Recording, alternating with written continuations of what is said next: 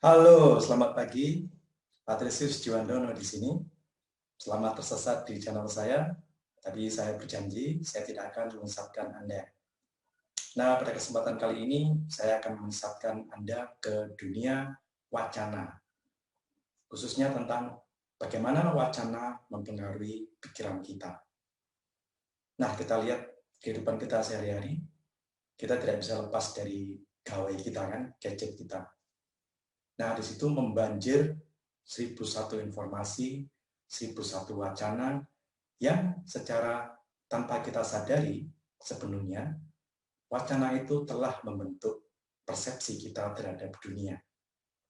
Wacana itu telah membentuk pola pikir kita, bahkan membentuk sikap kita terhadap berbagai macam kejadian di dunia ini, membentuk persepsi kita terhadap kelompok orang lain, membentuk persepsi kita terhadap peristiwa-peristiwa yang ada, yang terjadi di dunia ini. Cara kita berpikir, cara kita mempersepsi kejadian-kejadian itu ternyata dipengaruhi oleh wacana yang kita baca. Nah, kemudian saya sambung, subjudulnya adalah ada yang kritis, tapi bukan pasien. Jadi saya tidak akan berbicara tentang pasien yang kritis, tapi ada sesuatu yang kritis. Nah, apa yang kritis itu? Nah, mari kita simak video penjelasan saya. Oke, saudara-saudara, inilah topik kita siang ini. Bagaimana wacana mempengaruhi pikiran kita. Ada yang kritis, tapi bukan pasien. Wow, siapa yang kritis ya? Nah, nanti akan kita temukan siapa yang sebenarnya kritis di situ. Tapi yang jelas bukan pasien, apalagi pasien COVID. Ya. Oke, jadi saya akan mulai dengan 3 tataran wacana. Apa itu wacana? Nah, wacana itu adalah semacam teks atau teks yang punya 3 sifat. 1, punya tujuan. 2, bermakna. Ya, dan 3, koheren. Artinya membahas satu topik yang tertentu.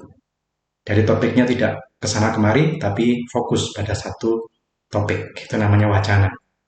Ya, gampangnya apa yang sedang saya lakukan ini adalah membuat sebuah wacana. Karena Anda bisa memahami omongan saya, berarti bermakna, ya kan? Yang kedua, saya punya tujuan. Tujuannya adalah untuk menjelaskan tentang bagaimana wacana mempengaruhi persepsi orang. Jadi punya tujuan. Ya. Yang ketiga, wacana saya ini punya fokus. Terpusat pada satu fokus saja, yaitu pada topik itu tadi. Saya tidak akan berbicara tentang bagaimana memelihara ikan cupang atau bagaimana membuat iklan di TikTok dan sebagainya, ya, tapi saya hanya terpusat pada satu hal, yaitu bagaimana wacana mempengaruhi pikiran kita. Oke, nah itu adalah wacana. Nah, sekarang wacana itu ternyata eksis dalam 3 tataran, 3 level. Ya. Yang pertama adalah tekstual. Apa itu tekstual? Nah, tekstual adalah hal tentang bagaimana gagasan diuntai secara gramatikal dalam teks yang kita tulis atau ujaran-ujaran yang kita ucapkan. Ya, jadi ini perihal tentang tata bahasa. Kita harus menyusun kalimat kita sesuai dengan tata bahasa. Ya, kalau tidak, poinnya kesana kemari, orang bingung mengikutinya. Ngomong apa karpe, ya kan? Seperti itu, ya kan? Kemudian, selain tata bahasa, kita juga memperhitungkan ketepatan kosakata. Nah, itu semuanya di dalam level tekstual. Ya. Nah, level berikutnya adalah interpersonal. Nah, dari katanya sendiri sudah bisa kita tebak ya, kira-kira ini adalah hubungan antar orang. Di sini adalah hubungan antara seorang pembicara atau seorang penulis dengan pembacanya atau audiensnya. Interpersonal. Ya. Nah, di dalam interpersonal, maka kalau kita membuat wacana, kita akan memikirkan bagaimana ujaran kita itu membentuk atau melestarikan hubungan interpersonal dengan manusia lain. Nah, salah satu contohnya Kalau Anda bertemu dengan Pak Dekan di lorong, Anda akan mengucapkan selamat pagi Pak, ya kan? Jadi itu ujaran yang Anda ucapkan kepada Pak Dekan itu adalah untuk menjaga hubungan interpersonal antara Anda yang mengucapkan ujaran tadi dengan beliau sebagai Pak Dekan. Kalau Anda jalan lagi ketemu dengan seorang teman, Anda akan gaya menyapanya sudah lain. Hai bro, seperti itu ya. Kenapa? Karena kita memperhitungkan aspek interpersonal. Bagaimana wacana yang kita keluarkan itu menjaga hubungan dengan orang lain. Misalnya kalau kita menulis surat kepada seorang dosen misalnya, kita minta supaya dia menulis surat rekomendasi buat kita. Ya kan, kita harus menjaga sedemikian rupa sehingga kalimat-kalimat kita itu tidak dianggapnya kurang ajar. Kalau Anda menulis surat kepada seorang dosen, minta surat rekomendasi, Pak, saya butuh surat rekomendasi, saya mau ke China. Ini ya datanya. Wah, kok tidak ada unggah-ungguhnya seperti itu ya. Tidak ada tata kramanya. Seolah-olah sedang menyuruh seorang bawahannya. Nah, dalam hal ini, aspek interpersonal kurang diperhatikan. Nah, untuk Anda yang milenial, sudah banyak loh kritikan yang mengarah pada bagaimana sikap Anda ketika menulis atau mengucapkan satu wacana kepada orang yang lebih tua. Konon sih orang milenial itu lebih terus terang, tapi juga unggah-ungguhnya kurang. Ya, itu harus diperhatikan. Nah, itu adalah interpersonal. Artinya bagaimana ketika kita mengucapkan wacana, itu kita juga memperhitungkan perasaan orang lain. Supaya hubungan kita dengan dia tetap baik. Ya kan? Oke. Yang berikutnya adalah ideasional, ini yang paling penting, karena ini berhubungan dengan bagaimana kalimat atau ujaran yang kita lontarkan atau yang dilontarkan oleh orang lain, itu membentuk cara pikir atau membentuk persepsi kita sebagai pembaca atau pendengar terhadap dunia ini. Ya, kalau Anda tidak sadar, ya sekarang saya buat sadar ya kan, wacana yang Anda terima setiap hari itu, mungkin mulai dari sejak kecil, sejak SD sampai sekarang, itu membentuk persepsi Anda terhadap dunia. Nah, salah satu contohnya adalah buku pelajaran bahasa Indonesia atau apapun yang setidaknya saya pernah alami, pernah gunakan sejak saya SD. Itu selalu memberi kalimat-kalimat seperti ini. Ibu bekerja di dapur, ibu memasak makanan di dapur, dan ayah bekerja di kantor. Kalau kalimat berikutnya, di bacaan berikutnya, sementara ayah menyiapkan stafnya untuk rapat, ibu bekerja di dapur menyiapkan hidangan. Pada hari Minggu, ayah bekerja bakti bersama bapak-bapak lainnya di kampung, ibu menyiapkan makanan di dapur. Seperti itu. Jadi, karena itu bertahun-tahun terpajan kepada saya, terekspos kepada saya, dan kepada rekan-rekan saya yang seusia tentunya, maka kita punya persepsi bahwa seperti itulah seharusnya dunia. Wanita bekerja di dapur, memasak urusan rumah tangga, dan prialah yang berkarya di luar rumah tangga, menciptakan peradaban, menciptakan kemajuan, rapat, menyiapkan ini itu, menggagas ide-ide yang besar, itu adalah tugasnya pria.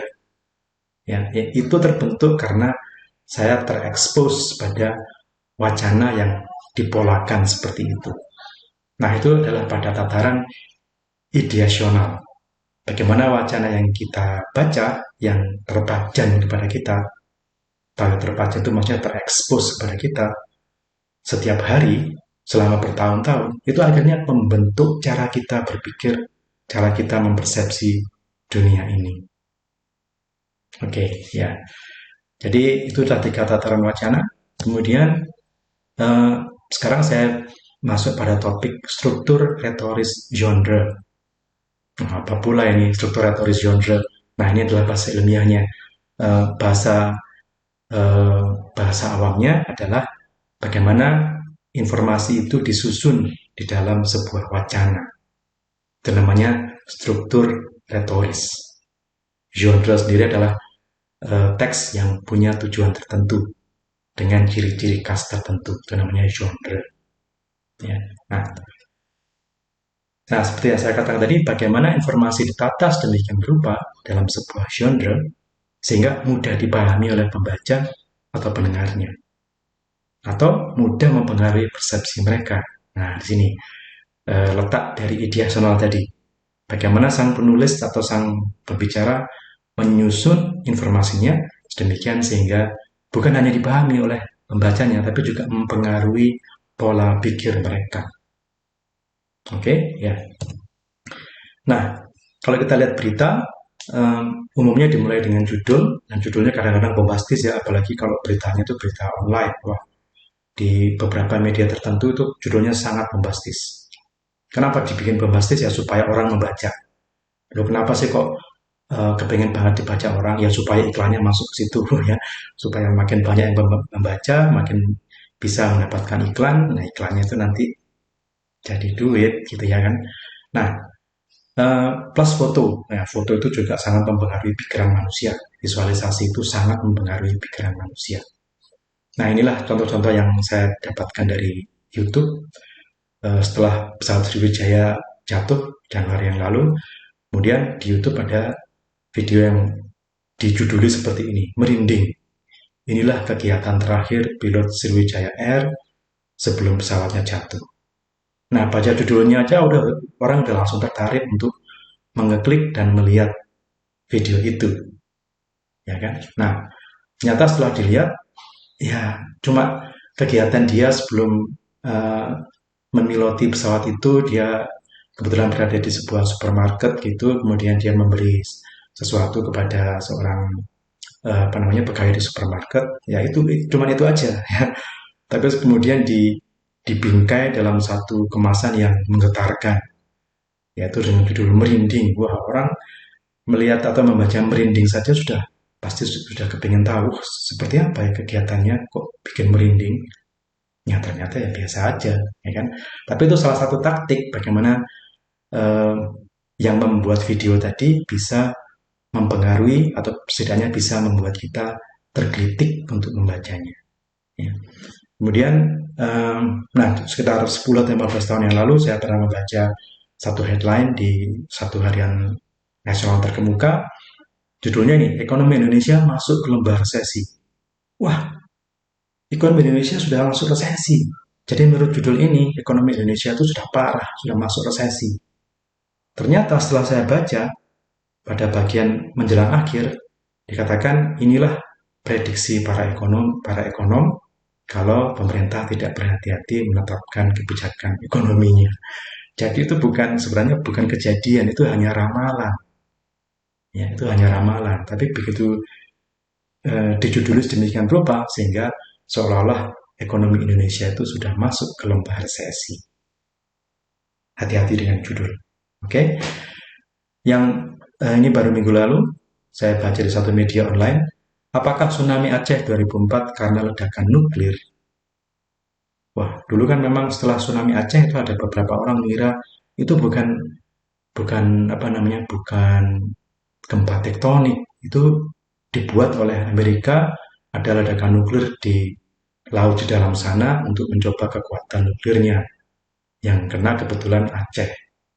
Wacana itu sempat beredar di masyarakat ya, dan ternyata sekarang ada lagi diungkit lagi. Nah, kemudian itu dikatakan BMKG ungkapkan 3 alasannya. Nah, ketika membaca judul itu, saya langsung beranggapan bahwa, oh, ternyata benar tsunami Aceh itu karena ledakan nuklir dan inilah alasan dari BMKG. Nah, kemudian saya masih harus membaca, karena saya kritis, maka saya baca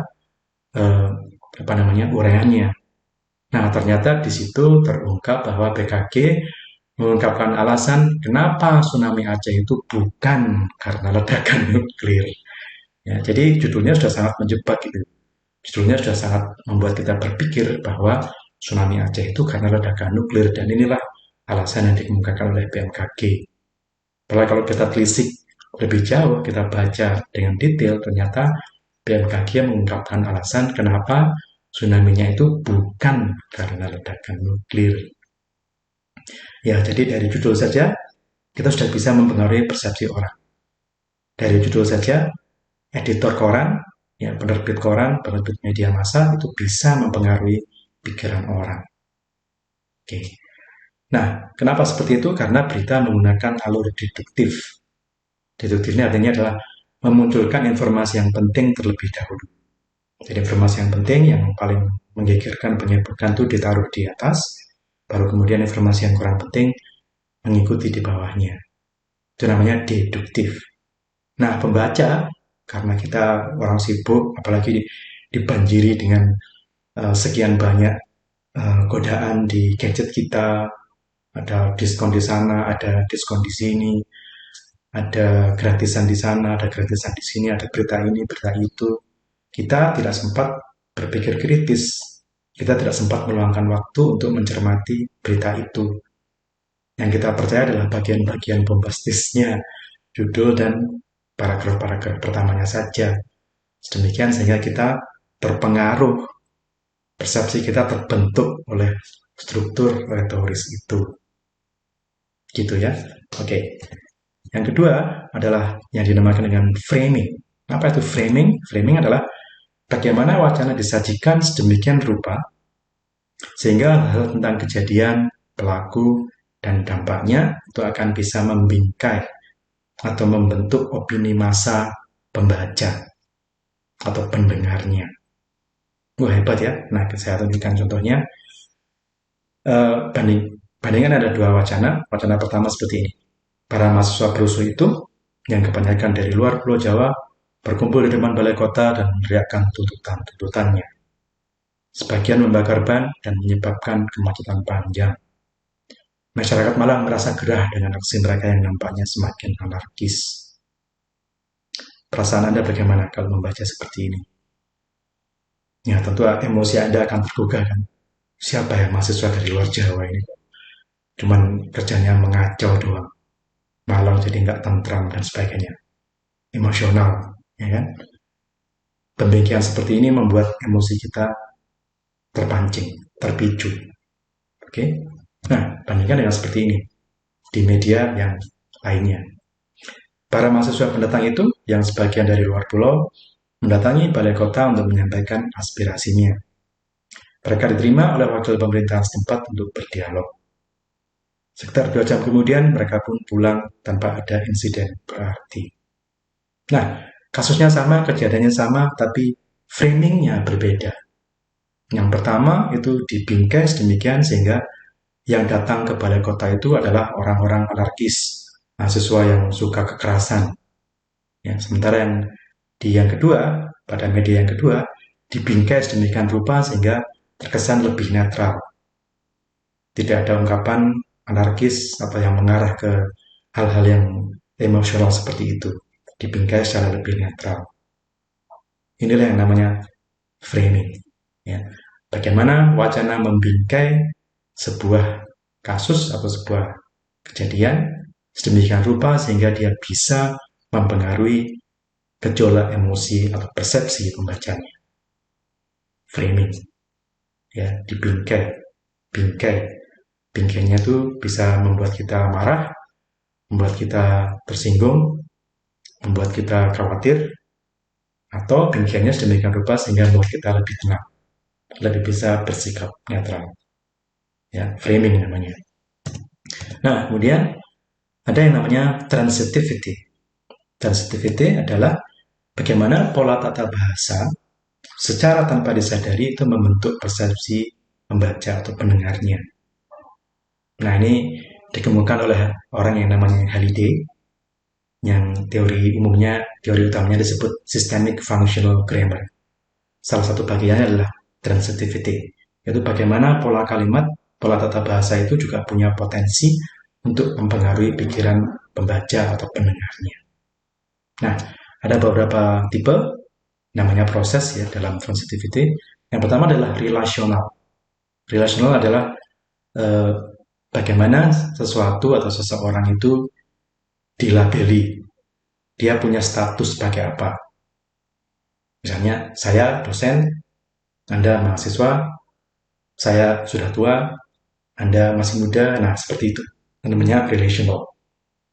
Dalam relational ada dua hal, token, orang atau bendanya itu, dan value, statusnya. Ya, jadi misalnya mereka pengusaha sukses. Wah, mereka itu di statusnya adalah sebagai pengusaha sukses. Value-nya adalah pengusaha sukses. Mereka gigih. Nah, gigih juga merupakan value, merupakan atribut kata sifat yang dilekatkan kepada mereka. Itu namanya relational. Ya. Yang kedua adalah material. Nah, material berhubungan dengan tindakan. Jadi kita di sini bicara tentang agen atau pelaku dan objek, kemudian penerima. Penerima atau orang yang diuntungkan oleh tindakan itu. Ya. Misalnya, ibu memasak makanan sehat untuk ayah. Ibu di sini pelaku, makanan sehat adalah objeknya, untuk ayah adalah penerimanya. Senang ya, ayahnya dimasakkan makanan sehat, udah sehat, enak lagi. Ya, tapi ini adalah salah satu contoh material tentang tindakan. Ya. Yang ketiga, mental, ini tentang pengalaman, pengalaman batin, pengalaman mental, pengalaman akal budi. Ya. Misalnya, mereka mencemaskan lingkungan hidup. Mereka di sini adalah yang mengalami, mencemaskan itu adalah pengalaman yang mereka punyai dalam hal batinnya. Secara mental mereka merasa cemas tentang lingkungan hidup. Ini adalah mental. Ya.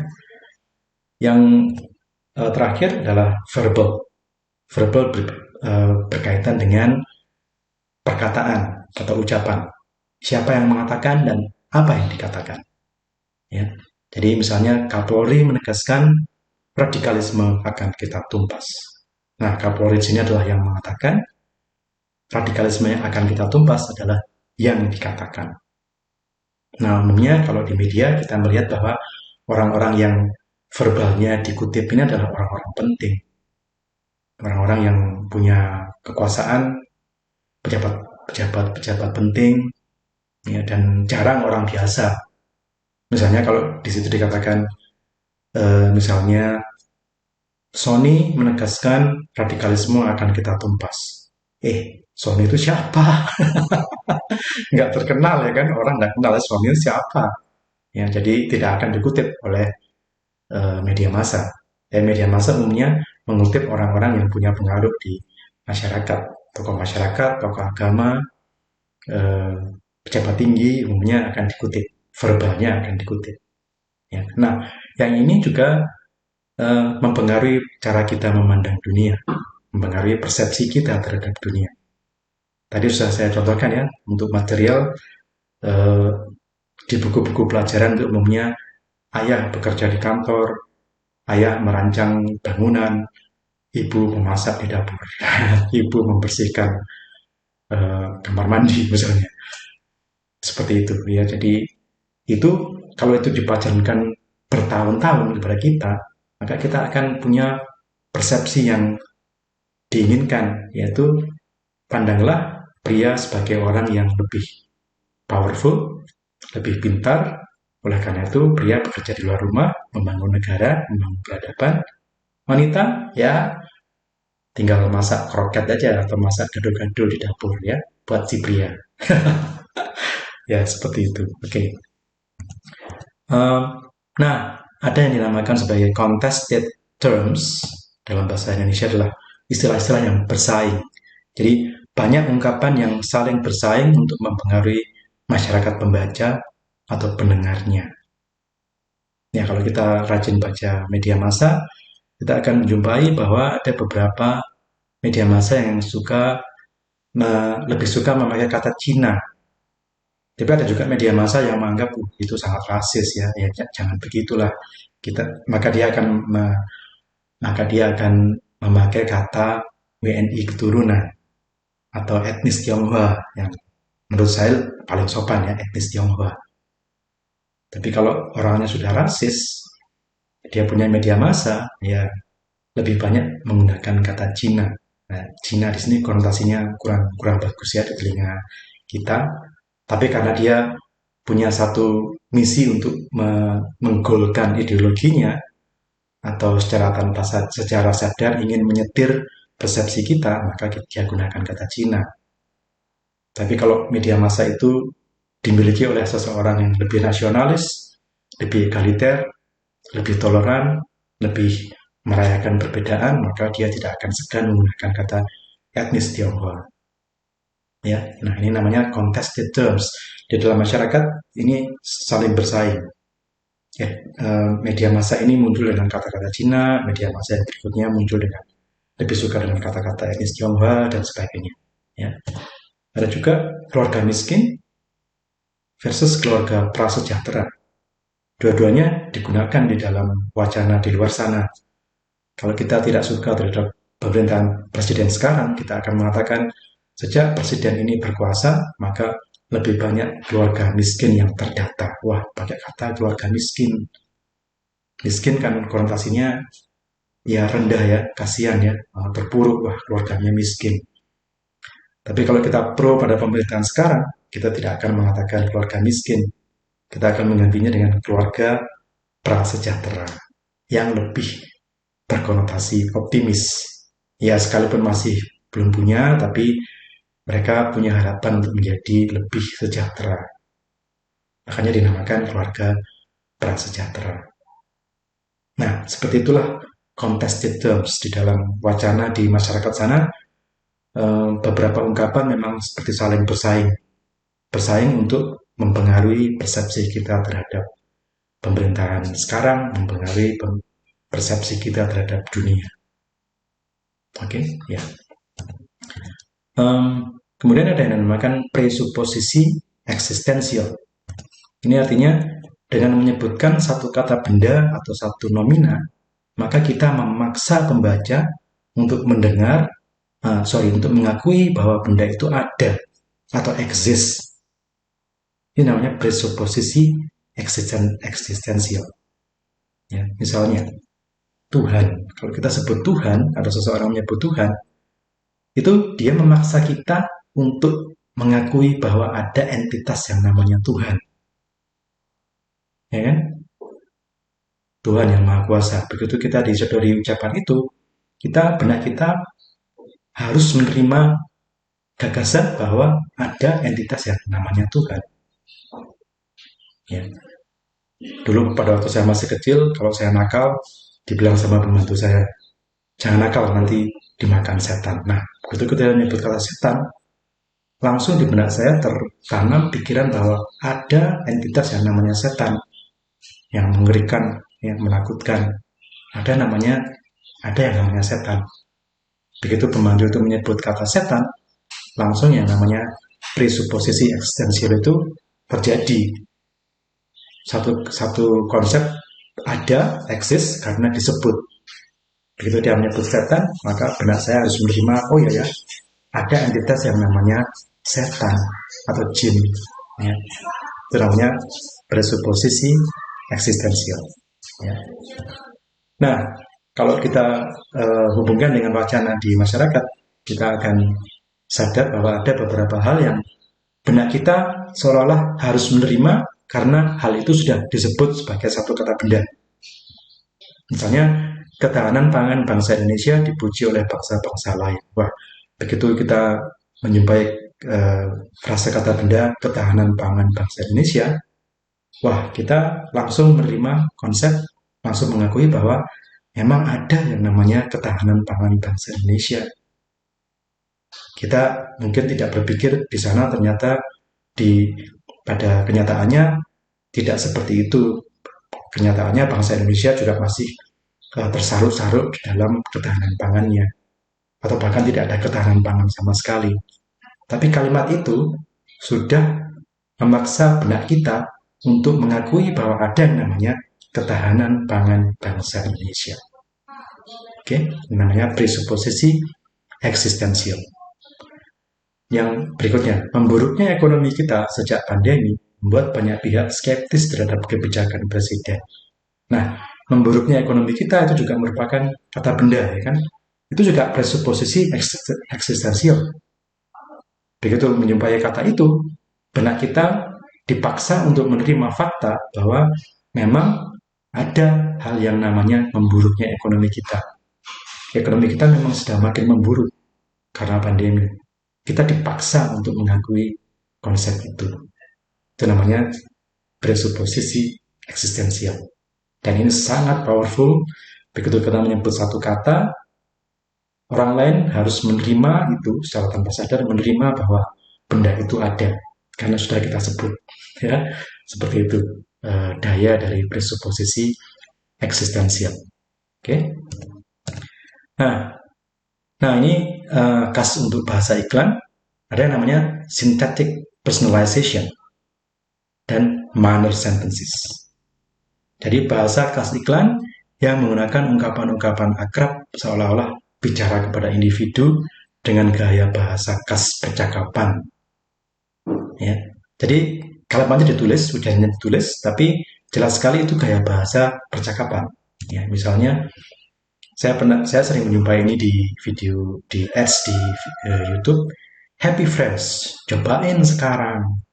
Nah, cobain sekarang itu kan pasti bukan bahasa Indonesia baku ya. Itu adalah gaya bahasa yang ketika seseorang berbicara langsung kepada kita. Ya. Jadi ungkapan di iklan itu dibuat sedemikian rupa sehingga gaya bahasanya mirip dengan gaya bahasa ketika orang berbicara secara informal, sangat santai, sangat rileks, ya. Happy Fresh, cobain sekarang. Ya. Tujuannya apa? Ya supaya kita tertarik untuk membelinya atau mencoba produk itu, ya kan? Kemudian kalau kita ingat ada iklan rokok dari Sampurna, nggak ada lo, nggak rame. Nah, seperti ini. Nggak ada lo, nggak rame. Ini juga gaya bahasa percakapan yang kemudian ditulis sebagai tagline di dalam iklan. Tujuannya supaya kita merasa akrab, kita merasa kenal, kita tidak takut terhadap produk itu, dan kita mau mencobanya. Ya, itu namanya synthetic personalization. Dan minor sentences. Minor sentences adalah kalimat yang tidak ada subjeknya, langsung pada verbnya. Ya, sama seperti ini. Ya, misalnya bingung cari kerja, nah nggak ada subjeknya kan. Ya, minor sentences artinya ada beberapa elemen yang dihapuskan karena memang itu gaya bahasa percakapan. Ya, oke. Okay. Nah, kita sampai sekarang pada ada yang kritis tapi bukan pasien. Nah, ternyata yang kritis adalah daya pikir kita. Setelah paparan saya pada slide-slide sebelumnya tadi, kita seharusnya mulai makin didorong untuk berpikir kritis. Setidaknya kita tahu bahwa ada hal-hal yang ternyata dibuat oleh media atau oleh penutur atau oleh ahli propaganda supaya persepsi kita terpengaruh. Nah, kalau persepsi kita terpengaruh sedemikian rupa, maka kita tidak bisa lagi berpikir kritis. Nah, kalau sudah nggak bisa berpikir kritis, tentunya bahaya, kita bisa disetir kemanapun. Ideologi kita bisa dipengaruhi, kita bisa dibelok-belokkan, kita bisa diadu domba, saling diprovokasi, karena kita kurang berpikir kritis. Ya.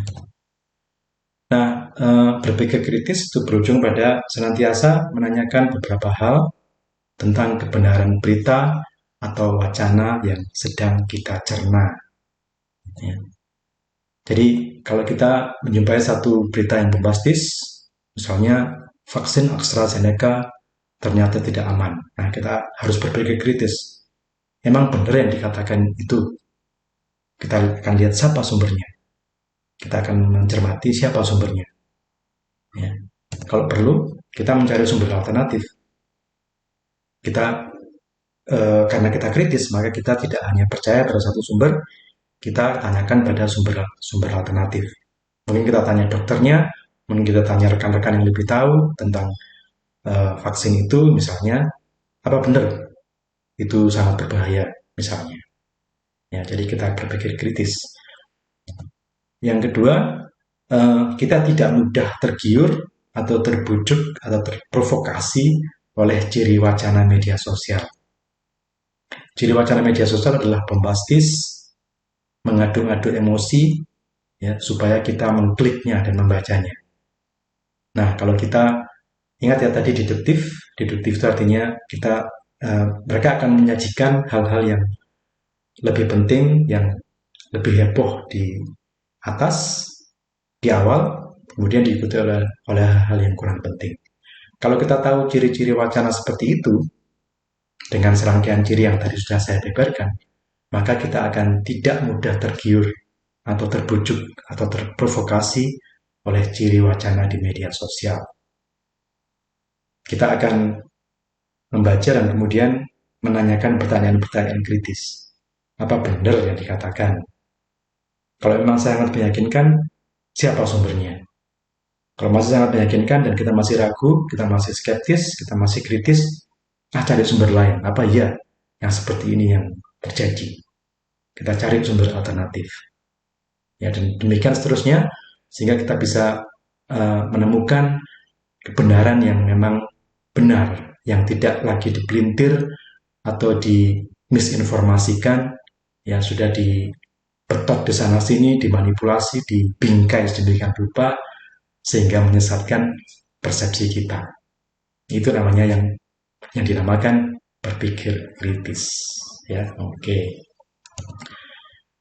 Nah, sadari sifat-sifat laten dalam wacana seperti yang telah diuraikan tadi. Saya tadi sudah menguraikan panjang lebar ya, mulai dari transitivity, mulai dari presupposisi eksistensial, dan framing dan sebagainya. Itu adalah ciri-ciri laten wacana yang kalau kita tidak hati-hati, maka kita akan masuk ke dalamnya dan kita akan mengikuti, mempercayai apapun yang sedang dikatakan.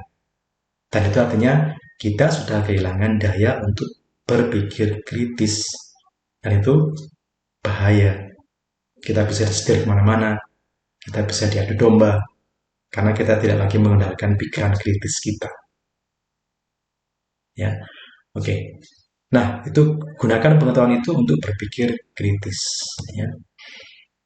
Nah, sekarang semua pembicaraan ini mengarah pada satu titik tertentu, yaitu kita perlu belajar yang namanya analisis wacana. Kenapa? Ya supaya kita tahu bagaimana wacana bisa dimanipulasi sedemikian rupa untuk mempengaruhi pikiran publik. Kalau Anda cuma belajar grammar dan vocabulary, Anda tidak tahu bahwa ketika Anda membaca berita-berita di media online yang luar biasa banyaknya itu dan luar biasa derasnya itu, Anda tidak akan bisa berpikir kritis. Karena Anda tidak pernah tahu bagaimana sifat ciri-ciri wacana di sana. Ya, sehingga Anda kurang berpikir kritis. Itu sebabnya kenapa kita perlu belajar analisis wacana. Ya. Nah, kita perlu belajar analisis wacana supaya tahu bagaimana mempengaruhi publik melalui wacana yang kita buat atau terbitkan. Nah, ini dari sudut pandang kalau kita sebagai seorang pemilik media, kalau kebetulan Anda nanti punya media sendiri ya, atau Anda sebagai pengiklan, bekerja di advertising agency, Anda tahu bagaimana mempengaruhi orang lain melalui bahasa yang Anda gunakan, melalui bahasa tulis Anda, melalui ujaran-ujaran Anda.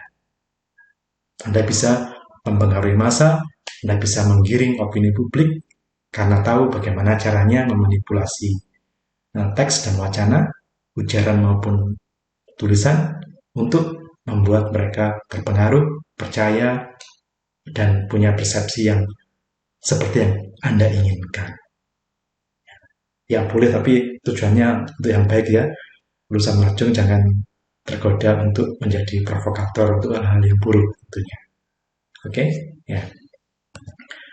Nah, kita juga perlu belajar tentang critical discourse analysis, namanya critical discourse analysis atau disingkat CDA.